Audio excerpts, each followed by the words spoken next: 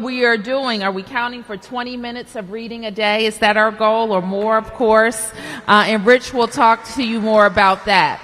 We want to thank DC United, the Washington Nationals, and the Washington football team for teaming up with us this year for our students, because you can win game tickets, field trips, and you can meet the players and so much more.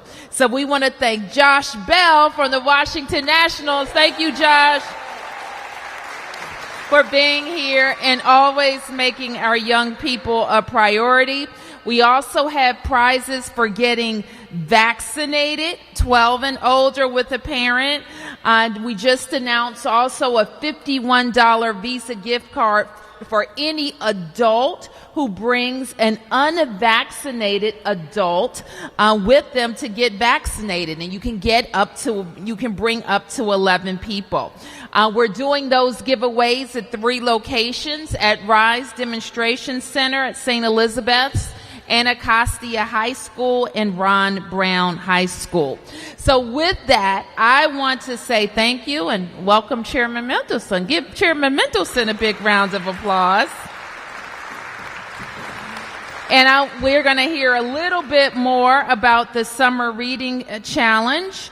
We'll also hear a little bit more from our partners from DC United, the Washington Nationals, and then I'll take a few questions. With that, let me invite Rich Reyes-Gavlin.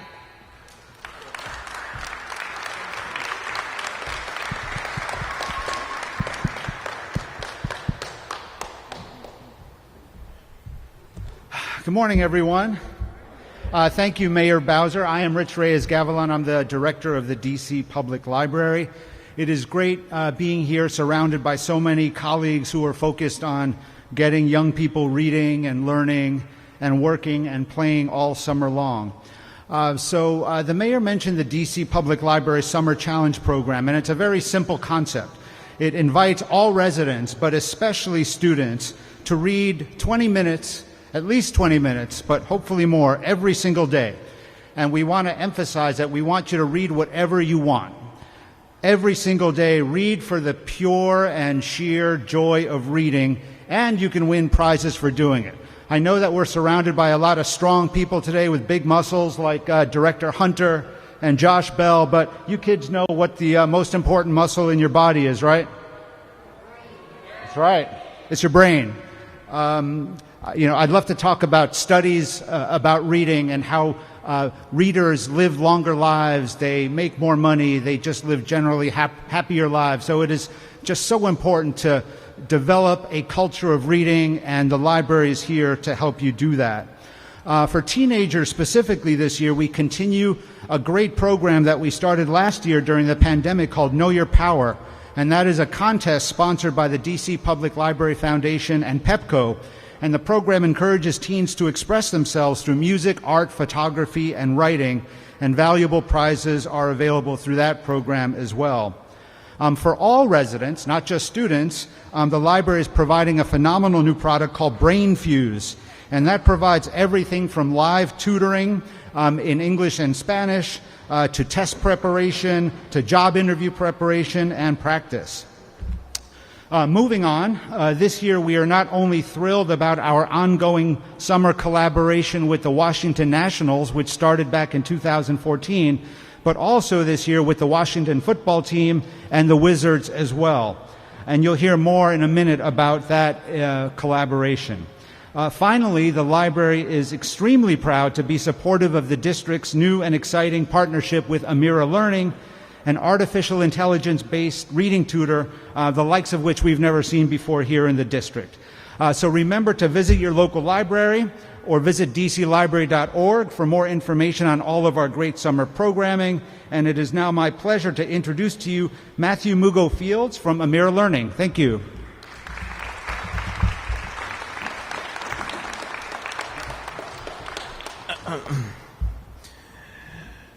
Greetings, everyone. My name is Matthew Mugo-Fields. I'm here representing not only Amira Learning, but HMH, Houghton Mifflin Harcourt.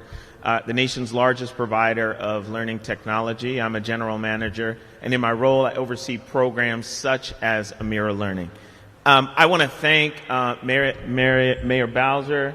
I want to thank the leadership of the library system. I want to thank the leadership of this community for your vision in bringing a program like this to this community. You know, for those of us who've worked in the world of educational technology, artificial intelligence, programming, computer programs to help students in schools, this is a day that we've been waiting for many years. For me, about 20 years. Why do I say that? Because emerging out of the struggles of the pandemic, we've clarified a couple of things. You've heard it said that now we know that access to the internet is not a privilege, it's actually a utility. Well, I would apply that same thinking to education technology. It is not a nice to have. We now know that it is essential. And now that we're in that world where we know education technology is essential, it's important that we get the best available technology to the students that need things the most. This is a unique opportunity to use this summer reading challenge to address long-standing issues of equity in education. With Amira, the district will have the most advanced education technology that has ever been developed, AI research grounded at Carnegie Mellon University, in the hands of nearly 20,000 students in this city. And kids, I promise you, it's fun. It's fun. You're going to have a reading tutor that works with you to help you accelerate and read faster and read fun books throughout the summer. I'm excited about this partnership. We're excited to be part of this partnership. I'm excited that the sports teams are involved and that they're going to reward your participation in this program. So we know that this is the kind of thing that takes a community collaboration and effort, and I want to just say again, we're honored to be part of it. We're honored to bear witness to the great work that you're doing. This is about innovation in service of equity. Thank you very much.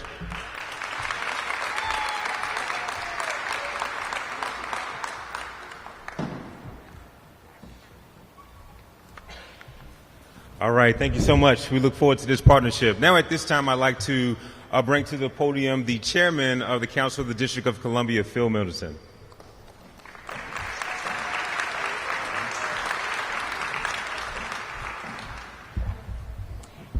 Good afternoon, or good morning. Well, I feel like I'm at the wrong event, but at the right event, because this is a great occasion, and it's rolling out the city's summer programs. I do this joint press conference with the mayor before our legislative meetings, and we have a legislative meeting tomorrow, which I'm here to talk about, but I'm not sure that's what you all are here to hear about. So let me just say the council's meeting tomorrow. Some of the funding that enables these summer programs to happen this year, the council approved preliminarily a couple weeks ago through an advance payment legislation, and we do the final reading tomorrow on that legislation so that the funding can go forward so that these programs can happen. I think what I'm going to say is just for reporters who want to talk to me about tomorrow's meeting and any issues they have, I'll be here through this press conference and we'll be available to answer questions afterwards. Thank you, Mayor Bowser. Thank you. Sorry about that. So we'll have a pull aside after we deal with all of our fun stuff. And we are now going to hear from Danita Johnson speaking on behalf of DC United.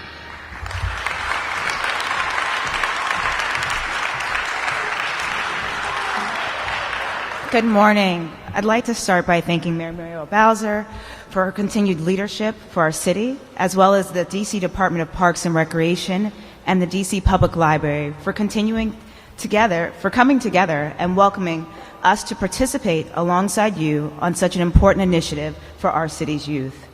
It's a pleasure to work together with such a dedicated group of individuals on an initiative that is dear both to myself as well as our club.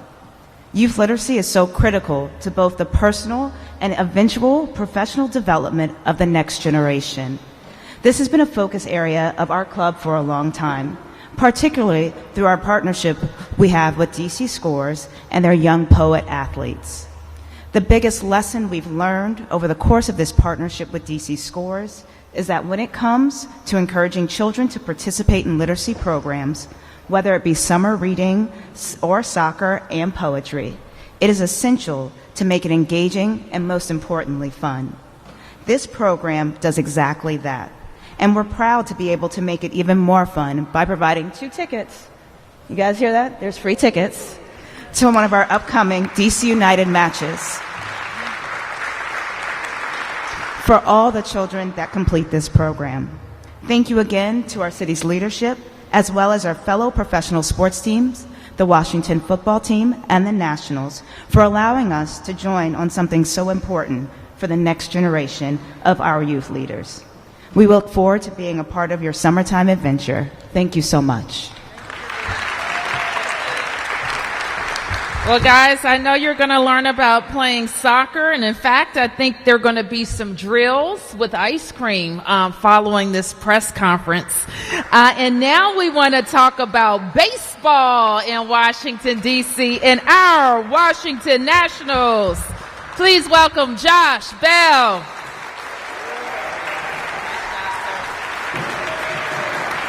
Hello. Thank you. Even though most people wouldn't consider reading to be a part of my job description, I don't think I'd be where I am today if I didn't have so many readers in my family teaching me the importance of reading and what it can do for your mind, body, and soul.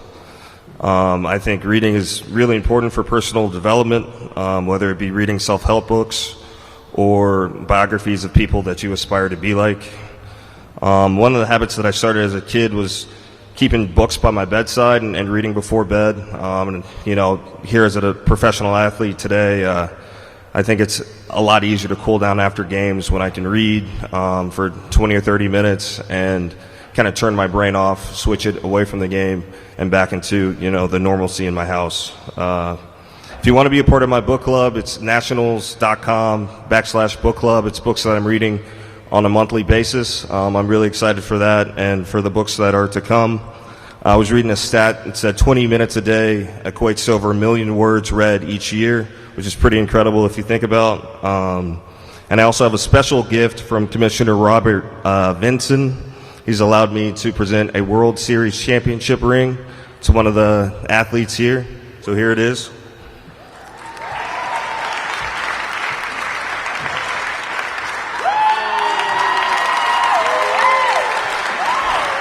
Thank you.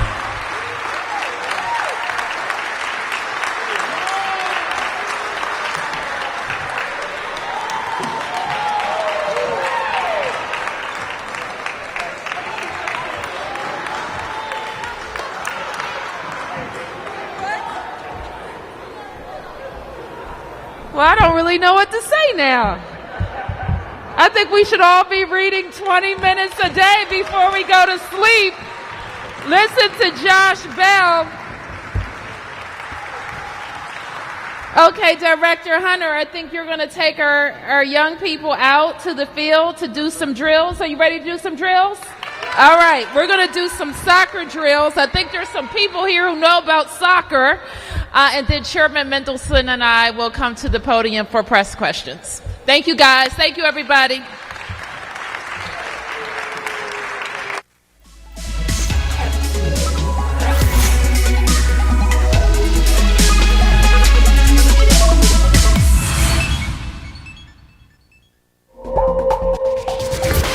We now return to our previously scheduled program, already in progress.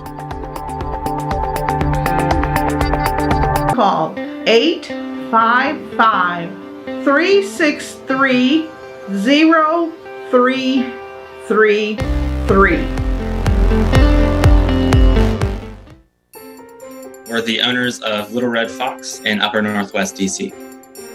There's definitely a much different atmosphere without customers. You don't like hear people chatting or talking. So we really miss that buzz of like a humming store. Having those relationships makes the job more fun, makes us feel more ingrained in the community and all of that. So it'll be really nice when we can do that safely.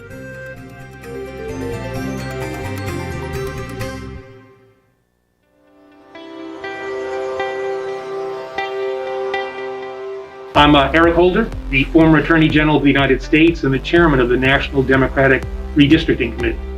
I'm getting vaccinated to prevent my getting the virus and also to try to set an example for people who are African American, people of color, and people who are over the age of 65 to urge them to get vaccinated as well. I mean, I understand the concerns that people have given the history in this nation around healthcare issues and people of color, but the reality is that this is a science-based vaccine. All the precautions have been taken. And I think people need to understand that if you don't get the vaccine, you're putting yourself at risk of getting the virus. And so inaction leads to negative consequences. Go to vaccinate.dc.gov or call 855-363-0333. I'm Eric Holder, and I'm one of Mayor Bowser's senior social media influencers. Unionized workers came together during the pandemic to meet the needs of members who represent all 8 wards of the district. By galvanizing their community, leaders provided necessities for employees impacted by the pandemic. I'm just an average person, and I was just put in a position to be able to serve. It's all about giving back, making sure that the people that you serve, that you have to represent, that you're doing the right thing for them. I'm Sharon Pratt. I'm from Washington, D.C. and was at one time mayor of Washington, D.C. I'm getting vaccinated because I think everybody should get vaccinated, but I am 76 years old, so I definitely qualify as a senior, and therefore when the opportunity presented itself, I wanted to be vaccinated.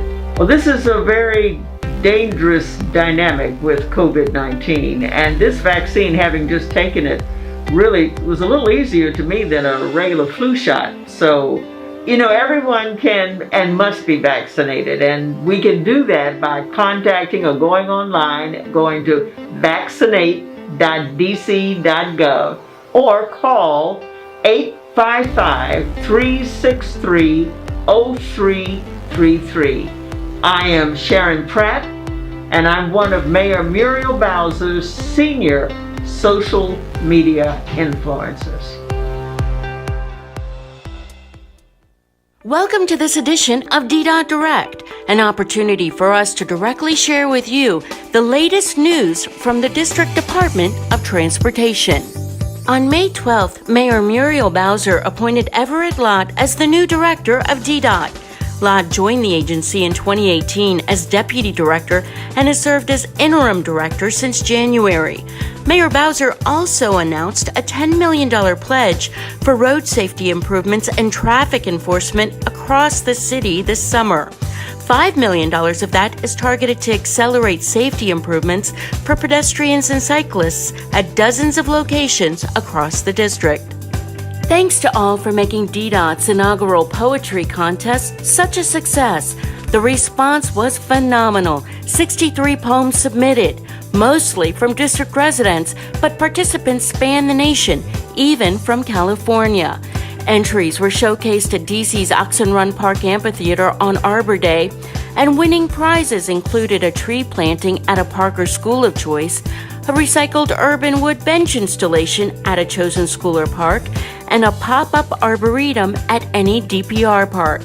District resident Leah Johnson won first place with her poem about ginkgo trees titled Elegy. You can read hers and other winning poems online. Access the link at ddot.dc.gov/DDOT Direct. On May 19, Mayor Bowser and DDOT Acting Director Lott toured the new Frederick Douglass Memorial Bridge with federal and congressional leaders. U.S. Transportation Secretary Pete Buttigieg and Labor Secretary Marty Walsh were among attendees visiting the largest public infrastructure project in Washington, D.C.'s history. It creates jobs for district residents, provides an iconic gateway between Anacostia and downtown, and will accommodate the more than 70,000 vehicles, bicyclists, and pedestrians who cross the bridge daily. The new Douglass Bridge is slated to open this September. That's the latest here with the District Department of Transportation. Thanks for checking out this edition of DDOT Direct. I'm Cora Masters-Berry. I'm a Ward 8 resident.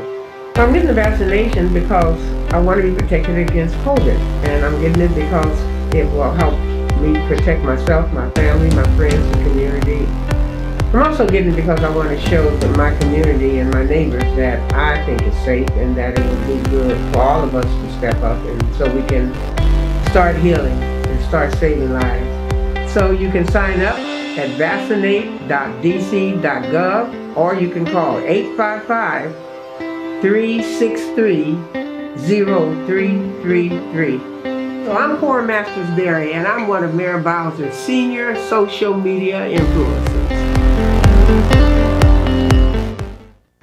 This is our community, and people need to be able to get where they need to go. We're cleaning like never before. Trains, buses, with hospital-grade cleaning. No mask, no metro. Need one? We have a few extras. I ride every day. I can see the care Metro is taking. You'll find hand sanitizer stations all over the Metro. At Metro, we're doing our part to keep the DC area moving. Find out more at WMATA.com/doingourpart. Afternoon, and I want to welcome you to DemPed's Weekly Check-In, our Fair Shot Budget Takeover Edition. My name is Tomas Talamonte. I am Deputy Chief of Staff to Mayor Muriel Bowser, and I'll be serving as your guest host for this week's check-in. This week we'll be joined by our education cluster as we talk about the continuum of birth to career and the many education investments from Mayor Bowser in this budget. So we are joined by Deputy Mayor Paul Kine. Thank you, Deputy Mayor, for being here with us today.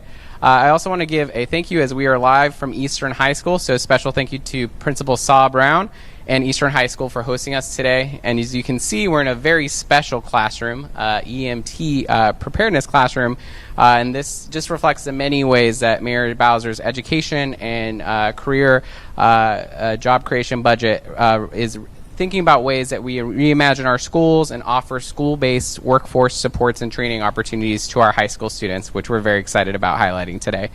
And this is just one of the many investments that we'll cover in today's weekly check-in. As our commitment and Mayor Bowser's commitment to creating a transformative education and workforce system. And so we're going to have three panels today where we're going to cover a few very important investments and topics that is in Mayor Bowser's Fair Shot budget. And we're starting with our first panel, which is early childhood education and childcare. And so we're Deputy Mayor Kine and I are joined by Shauna Young, who is the Chief of Staff at the Office of the State Superintendent for Education. Shauna, thank you so much for joining us. We're very excited to talk about this important topic, childcare and early childhood education. And so I really want to start, Deputy Mayor Kine, with how do you, first of all, let's just get started with what are you most excited about with the mayor's budget investments in the education sector, and in particular with childcare investments by the mayor? Thank you, Thomas. I think there's so much to be excited about in this budget. And we are excited about the work we're doing on learning acceleration in the K-12 space, the workforce investments which we'll get into. But I think in some senses, nothing is more important than the beginning of the continuum, which is the work we do with our youngest children. And the mayor has put a lot of different investments into that portion of the budget. Mm-hmm.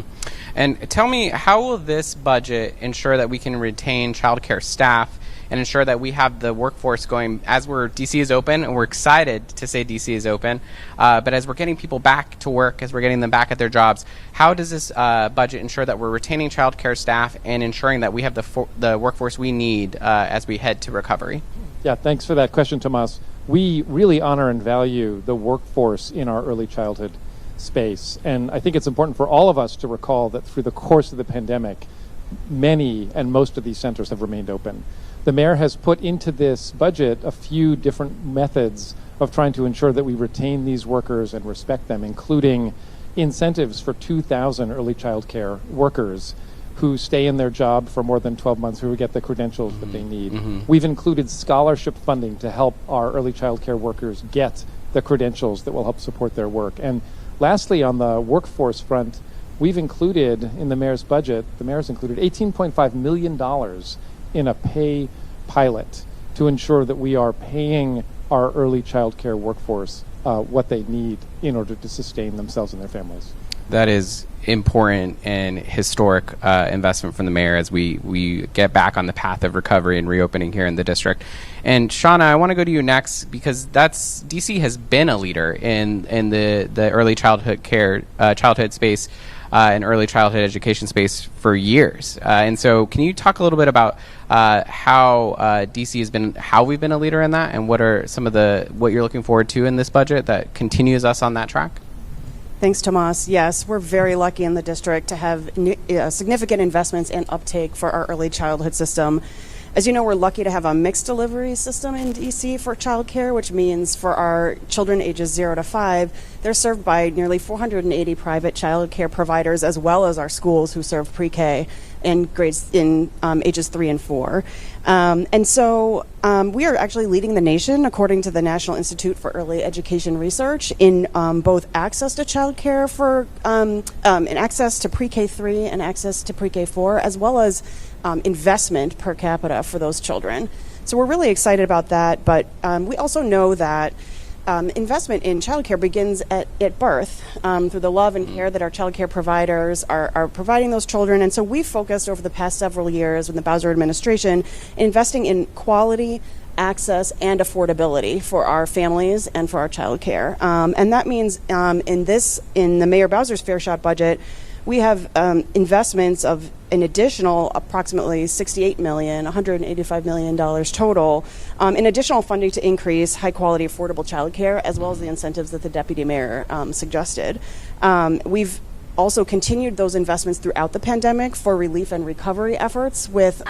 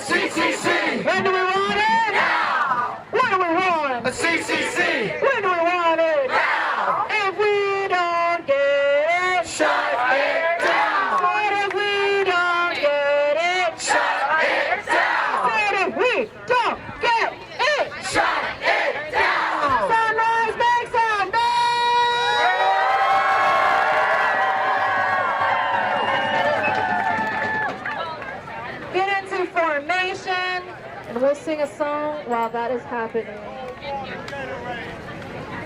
Okay. Well, I went down to the White House and I took back what they stole from me, and I took back my dignity, and I took back my humanity, and it's under my feet, under my feet, under my feet. Ain't nobody gonna walk all over me. White House again. White House again. Well, I went down to the White House and I took back what he stole from me, and I took back my dignity, and I took back my humanity, and it's under my feet, under my feet, under my feet. Ain't nobody gonna walk all over me.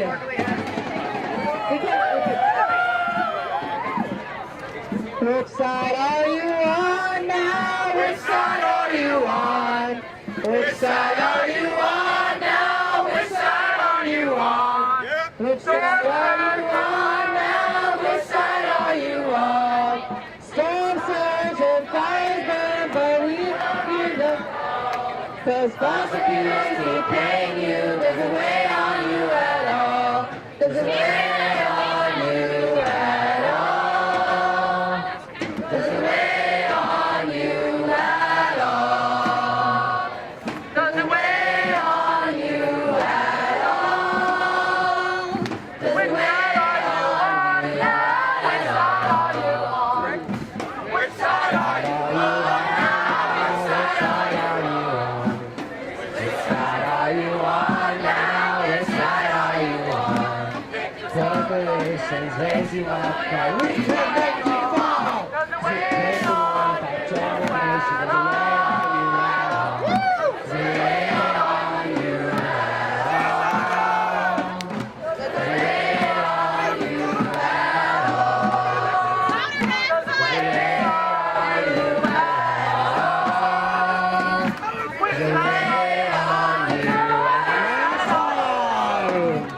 Which side are you on?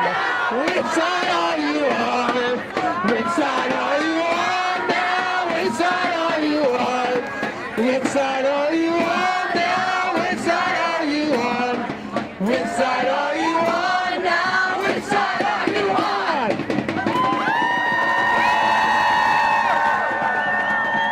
All right, can people hear me? It is June 28th. We are here outside the White House with the Sunrise Movement. And we have some friends who are about to join us, people who have marched hundreds and hundreds of miles in California and the Gulf South, coming to demand and envision and fight for the first pillars of the Green New Deal. I believe that they are going to be joining us in just a moment, and I'm going to lead us off in one more song as we kick our rally off. Forget your perfect offering. Forget your perfect offering. Just ring the bells that still can ring. Just ring the bells that still can ring. There is a crack in everything. There is a crack in everything. That's how the light gets in. That's how the light gets in. Forget your perfect offering. That's how the light gets in. Just ring the bells that still can ring. Just ring the bells that still can ring. There is a crack in everything. There is a crack in everything. That's how the light gets in. That's how the light gets in. Woo! Good morning, everybody. How are we feeling? My name is Audrey. I use she, her pronouns, and I am from Watertown, Massachusetts. I love my home, and I have seen and I have felt over the years each summer getting hotter and hotter from intense heat waves like the one that we are feeling today on this 95 every day. And I have seen the ways in which an economic system that tries to tear family and tries to tear communities apart hurt the people in my life that I love. I have seen my dad, who's an immigrant from Taiwan, work day in and day out to the point of exhaustion. I have seen him trade spending time with his family